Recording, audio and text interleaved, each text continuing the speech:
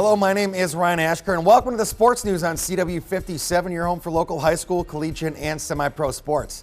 This week we visit with Madison East, Madison La Follette, and much more. It's the Sports News brought to you in part by the Red Zone. Now let's get you off the bench and into the game. The Wisconsin Badgers ran through the Purdue Boilermakers Saturday afternoon at Camp Randall 24-7. Quarterback Joel Stavy led the way, throwing for 322 yards, while Alec Ingold ran in two short scores. The Badgers moved to 5-2 overall and 2-1 in the Big Ten. Wisconsin held the Boilermakers to a season-low 191 yards on offense en route to the win. Up next, the Badgers will be traveling to Illinois to take on the Fighting Illini. The Middleton girls golf team has won the WIAA Division I state championship, defeating Arrowhead by just one shot at University Ridge. Lauren Skiba two-putted from 18 feet for par on the final hole to secure the Cardinal win. Middleton coach Becky Everson brings home a championship in only her second season at the helm. With the scores tallied, Middleton won shooting a .641. Arrowhead finished second with .642. Milton third with .667, while Verona was fourth at .671. Beaver Dam's Ashley Kulka won the individual state championship shooting a .148.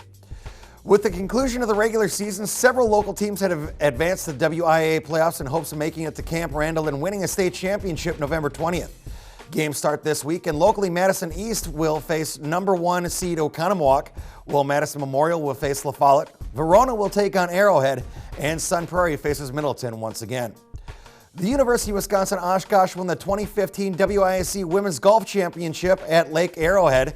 This is the fourth conference title for the Titans and the first since 2003. Oshkosh also claimed the conference's automatic bid to the NCAA Division III Championships. That will be conducted May 10th through the 13th in Houston, Texas. The Titans secured this year's crown with 992 strokes and earned Coach Lisa Rutan Coach of the Year honors. Another championship comes to Middleton as Abby Weber and Katie Skiba won the Division I doubles tennis championship. The duo were seeded second entering the tournament, then went on to defeat the fourth-seeded team of Elise Gerard and Annabelle Crowley of Nicolay 6-1, 6-1 in the championship match. Weber and Skiba finished with a 25-1 record to finish their season. Despite making an announcement earlier this year, Wisconsin basketball coach Bo Ryan is not sure he's going to be hanging it up following the upcoming season. Wisconsin Athletic Director Barry Alvarez has given Coach Ryan all the room and advice he needs by not pressuring Ryan into making a decision. Ryan has led Wisconsin to back-to-back Final Four appearances and last season's national championship game, where the Badgers were defeated by Duke.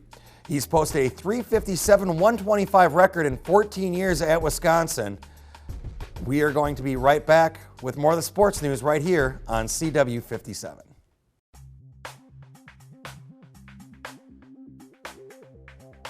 Hello and welcome back to the sports news. Right now we're joined by La Follette football coach Scott Swanson. Coach, thanks for joining us here today. Hey, thanks for having me.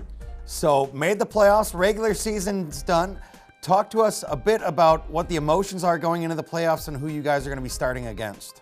Yeah, thanks. We finished off the year 7-2, tied for second in the conference, and we get matched up against a tough Madison Memorial team in the first round of the playoffs. They also finished 7-2. We had a close battle back in week 2. We won that game 7-6, but they've been on a 7-game win streak since then, and we know we're going to have a tough game ahead of us. Now, you mentioned that you guys played in week 2, and I understand with student athletes, of course, you're kind of doing install and things like that all season long. Can you take a lot of what you did in week 2 and still apply that to now facing them in the playoffs? Yeah, the schemes are still the same offensively and defensively, but it's just trying to get those little tricks or the little schemes that we can improve upon and find some ways to move the ball. And that was a big struggle for us against them week 2. Now, I know you're all about looking forward to the playoffs, but if I can ask you to look back over the season for a moment, what are some of the bright spots? What is something maybe unexpected that you got to do with your athletes this year that was just interesting and maybe stood out? Yeah, going to Bree Stevens a couple weeks ago, a game that you guys covered, was definitely a highlight for our coaching staff and for our guys to play a good East team and win the city championship. We were proud with the way we played. It was obviously a great atmosphere at historic Bree Stevens, and that was a great time for our guys. It was a fantastic game just to be there, and then you guys played fantastic as well. As a very good game to be a part of. Now, looking forward, how do you work with the emotions and maybe the excitement of dealing with 15, 16, 17, 18-year-old kids playing football, and now the opportunity to not only play in the playoffs, but possibly a chance down the road to end up at Camp Randall? Well, we're looking at it 1 week at a time. Most of our guys have a playoff win under their belt from last year. We got a lot of returning guys, especially on defense. And the goal is to have our best week of practice of the year and come out ready to play well on Friday night. All right, now, as far as off-season goes, when your season does come to an end, how long do the boys get off before they have to come back and kind of get back to work? Usually it's probably 3-4 weeks, unless they're starting with basketball or wrestling or hockey or something like that. Then it's go time right away for them. But usually we try and have a good session from, say, Thanksgiving on to winter break. So usually give them off until about Thanksgiving time. All right, well, thank you very much for joining us here today, and we want to wish you the best of luck in the playoffs. Big matchup coming up against Madison Memorial. Coach Scott Swanson, Madison LaFollette, thank you again. Hey, thanks for having me.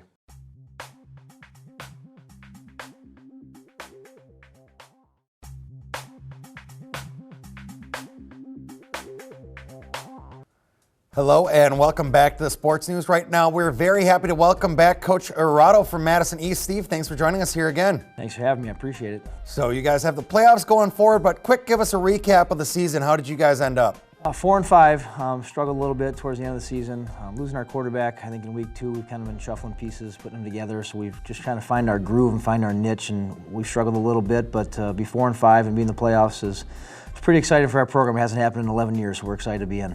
And the fact that you made the playoffs with all the injuries and things like that we've talked about before is a testament to you and your guys able to kind of stay strong all season. Yeah, a pretty resilient group. We have good kids, high character kids. We've talked about that before in the past, and they just don't give up. They're really excited. We talked to them Friday. Even though we lost, we talked about we think we're still in, and they were excited about that. So we're looking forward to going to practice this week. Now, we understand you have #1 seed Oconomowoc coming up this week. Talk to us a little bit about that team and what you're expecting. Yeah, they're good, 9-0. Won their league outright at 9-0, and a lot of talent. Real high octane offense. They average 38 points a game. I think the quarterback's throwing for about 3,000 yards and 30 touchdowns. They got a couple big play receivers. But you never know what can happen. We've got a good team too, and we think there's some stuff that they give us that we got to take advantage of. But they're a good football team, good program. So we're looking forward to going down there and playing them. And the conference is very well represented in the playoffs this year. A lot of Madison teams making it in. Yeah, I think it says a lot about our league. 7 teams get in. It's a pretty competitive conference, top to bottom, and to get 7 teams in. 3 from the Madison area is pretty special too. So we've got a good league, and it's unfortunate that we do have to play each other a lot in the playoffs, and probably a couple teams are going to get knocked out right away because they play each other. Whether that's fair or not, I don't know, but I think our league is pretty strong, and it's a testament to our league that 7 teams got in. Now, what are some of the bright moments from this year? We know it was kind of a struggle finishing at 4-5 and dealing with the injuries, but you guys also had some really big moments too. Yeah, I think the big one people talked about is back to Breeze. Being at our own stadium was great. Starting the season off 2-0 for the first time in a long time in our school's history. Some bright spots, single players like Dale Teagum's, about 950 yards receiving and 14 touchdowns. Having to play 3 quarterbacks has been pretty fun, I guess. Amadou Doff's rushed for about 1,200 yards too. So we've been doing some really good things and getting better each week. So it's been a really fun season, to look at and play and compete, and to be 1-26 going into this year. My first 3 years to go to 4-5 in the playoffs is pretty special for us. Now, we obviously hope it doesn't come too soon, but eventually the offseason will be upon us. Any plans, any opportunity to maybe get out there and get away from football a little bit? Yeah, I think I'm going to sleep for about a month, maybe. We take about a month off as a staff, and then we start weight training in December, and then we go from there and try to get our feet back under us after a month off, and then get the kids back in the weight room from December all the way through June. So it's a grind, but we'll take a month off and relax. Well, we're hoping that vacation doesn't come too soon. We want to wish you and your team the best of luck in the playoffs, especially this week against Oconomowoc. Thank you very much. I appreciate it. From Madison East, Coach Steve Erato. We'll be back with more of the sports news in just a moment.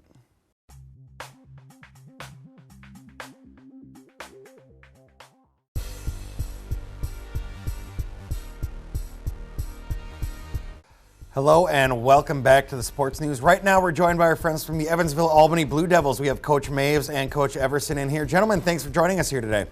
Thanks for having us. Thanks for having us. So playoff time, and you guys capped off your season last Friday undefeated. Talk to us a bit about that. Go ahead. Well, it was, it was a great season. We had a lot of young guys last year that really, came back a little bit older this year, and we got the first bunch of goals, that we set, and now we're moving on to playoffs, and hopefully, can make a little run here.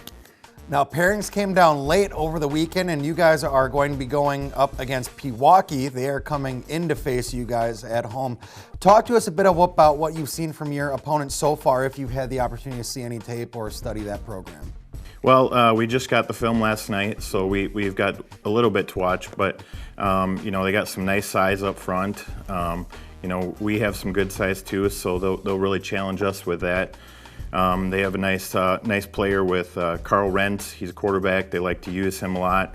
He's got 800 yards passing, 400 rushing. So, they played some really good talent. They play Greendale, New Berlin, Eisenhower. So they've been challenged. So we'll have to bring our A game to compete with them. Now, obviously, we don't want to look past Pewaukee, but down the road, who are some of the other teams you're going to be battling with in your bracket? If we get past Pewaukee, we might see the likes of Catholic Memorial, who has been a Division III juggernaut, for a long time. So that would be a big test for us. Kewaskum is the 1 seed in our bracket; they're 9-0. St. Francis is 8-1. So there's a lot of talent in our bracket. But right now, we're just worried about taking it one game at a time, and we'll worry about the other ones when we get there. Now, I got to ask, what was your thoughts when the pairings came down, and being 9-0, you guys got a 3 seed out of that? Well, I actually went to the seating meeting, and I couldn't understand why they sent us to Milwaukee instead of staying here in the Madison area, being our geographic location. So we're a 9-0 undefeated conference championship, and the WIA always kind of said they like to spread those out, but they put 2 in the same region over in Milwaukee and none in the Madison region, which was a little curious to me. And the other thing is you go into a seating meeting and you plead your case, and when you go in there against a Catholic Memorial, who's a big private school, and they're very successful. It's tough to get a 1 seed. So if we win our first game, which we certainly hope we do, then we have to travel, and that's as a 9-0 undefeated team, which I don't think is right. I think we should have went in there and got that 1 or 2 seed. But we don't get to vote for ourselves, obviously. You go into a room where we don't play anyone in that area, so it's hard to gauge where we're at. So it's understandable. I think I'm kind of siding with you on that as well. That doesn't make a whole lot of sense to me. Regardless, we want to wish you guys the best of luck in the playoffs, especially this upcoming week as you face Pewaukee, and hopefully keep that undefeated streak alive, and perhaps the opportunity to end the season here at Camp Randall from Evansville, Albany. Thank you guys again very much, Coach Michael Maeve and Jordan Everson. Thanks for having us. Yep, thanks for the support.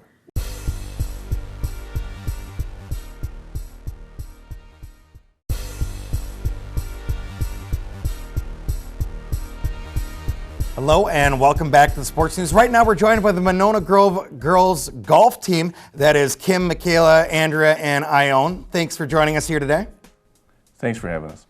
So the season just got done. Overall, how would you describe your season now that it's completed? Well, overall, it was very successful. We either most of the time met or exceeded expectations throughout the season. Now, you guys have been on a couple times. You're a fun group of individuals. What are some of the highlights from the season that you can talk about? Well, we started off winning our first conference match against Milton right away, and they were ranked #1 at the time. And then our conference record was 4-1. And then we won regionals for the second year in a row with a team career low of 334. Wow. Now, with that, what are some things you would attribute to that team's success throughout the year? Well, we have a very solid team. So we have me in the 70s, and then we have Ione in the 80s here, and then we had a freshman, Claire Dye, who really picked it up at the end of the year, shooting in the low 80s. And then we had 2 solid 4s and 5s in the 90s and 100s. Oh, wow. Now, I'm happy if I break 100, so you guys would kick my butt in golf. As far as the team goes, looking ahead, what are some of the challenges that will face you guys going into next season? Going into next season, probably our biggest challenge is going to be finding people to replace all the seniors that we're losing this year. We have Michaela here, who's going to be playing at Eastern Kentucky next year, and then we also are losing a solid 4 and 5 spot. Oh, wow. Congratulations on that, Michaela. We wish you the best of luck there. Now, trying to build the team back up, how does the future look? Are there any players kind of coming up that we can keep an eye on, or what's the goal for the team? Next year, I still believe that we can have a very solid year, even though we're losing 3 of our starting players. We have Clarissa, who is going to be a sophomore next year, who's been posting low 80s scores, and I think that between her and then the upcoming players who'll be playing varsity next year, we could still be very solid. Very nice. Well, something to look forward to then, at least going into next year. Now, I got to ask you, I shared with us a interesting, funny story last time you were here. You have any other ones you can share with us this time? Well, last time we shared a story about our near-death experience in a bus. Well, this year, Ione and I went out with a few of the freshmen to play a practice round, and Ione was just walking ahead to find somebody's ball, and one of the freshmen hits and almost hits Ione. And then we were on the next hole, and Ione was walking on the other side of the course, and again, the same freshman almost hit Ione. So everybody that was out there on the course were just laughing. Ione's like, oh my God. She was ready to get off that course as soon as possible. Yep. Was she trying to take your spot, just trying to take you out, maybe? Pretty much. Is that what Probably. it was?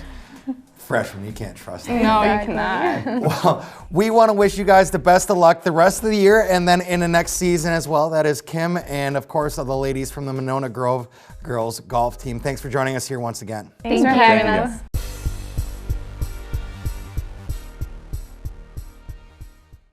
This Sports News celebrity interview is brought to you by Radiant Skin Therapy and Laser Center.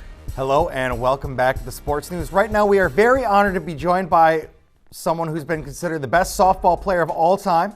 You may have watched her in the 2004 and 2008 Olympics playing for Team USA, where they won gold and silver medals in softball. We are joined today by Jenny Finch, as I said, one of the most popular softball players ever, and she is with Dr. Jenny Maras. Ladies, thanks for joining us here on the Sports News today. Thanks for having us. Thanks for having us. So, Jenny, talk to us a little bit about how sports impact your life, from playing softball forever to obviously becoming one of the most famous athletes in your sport of all time and winning a couple Olympic medals. Sports has had a huge impact on my life. It's not only taught me so many lessons like teamwork, discipline, sacrifice, but has built and shaped who I am today, not only as an athlete, but most importantly, as a person. So I'm so thankful for that self-confidence, the self-esteem that I was able to find through sport. Mm-hmm. And something I didn't know about you, and I'm sure many of our viewers didn't, is you've been struggling with a disease called atopic dermatitis. Am I saying that correctly? Atopic dermatitis. Atopic dermatitis, okay. Tell us a little bit about how that impacted you, not only on the field, but off the field as well in your life. It was a struggle at times, but definitely something I was able to work through, and luckily once you get on the field, you get that uniform on and it's go mode, so that kind of is to the secondary. For me, it was most difficult when I was at night, when everything was calm and quiet, because then I was able to focus on the discomfort, those red itchy bumps that would develop in the creases of my elbows or behind my knees. But that's why I'm so honored and excited to be teamed up with the American Academy of Dermatology, Sanofi, and Regeneron here today, because there are solutions and there are so many therapies and treatments out there that Dr. Marase knows all about, and it's such an exciting time because so many of these treatments are new developments and there's so many options out there. And this is a fantastic time to talk about it, because this is actually Eczema Awareness Month, is it not? It That's is, right. yes. Okay, now, Dr. Marase, can you talk to us a little bit about what causes this disease or this disorder, and how was Jenny or someone else able to contract this?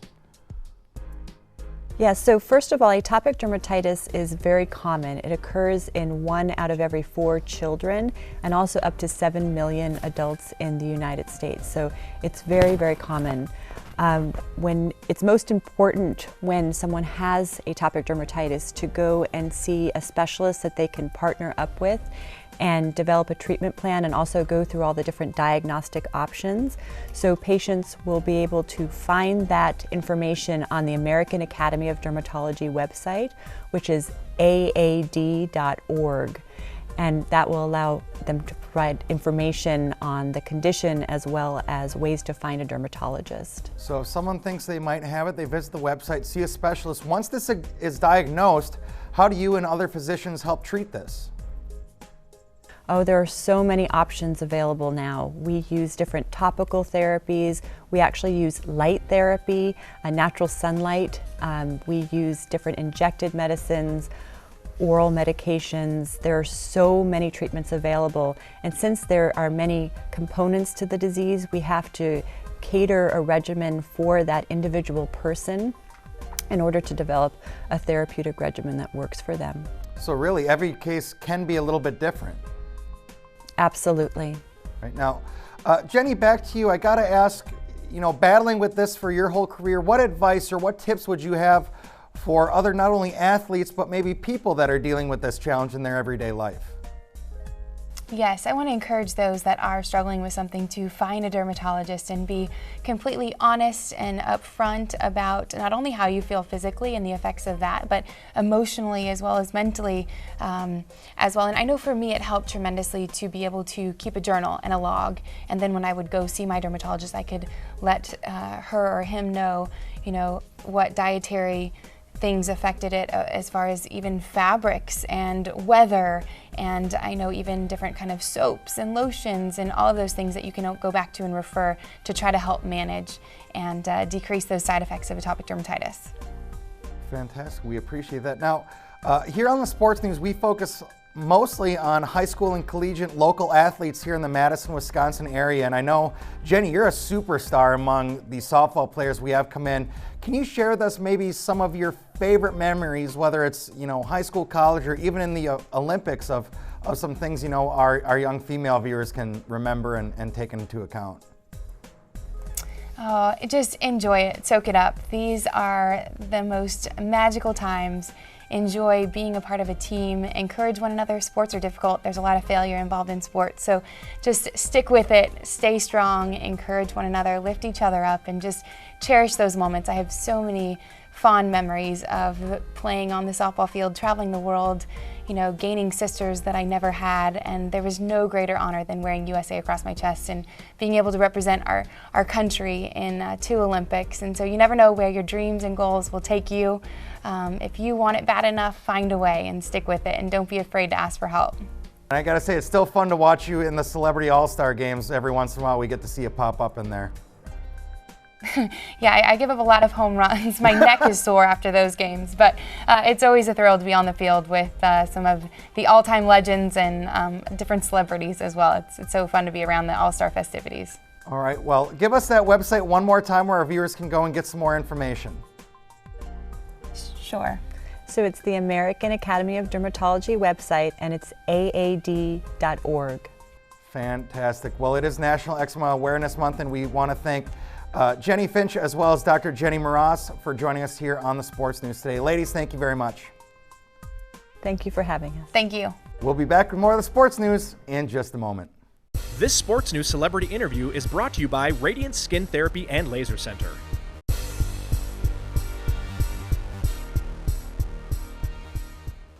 Thank you all for tuning into the Sports News this week. We want to thank all of our guests for stopping by and wish the best of luck to all the local Madison teams that are in the WIAA football playoffs this upcoming week.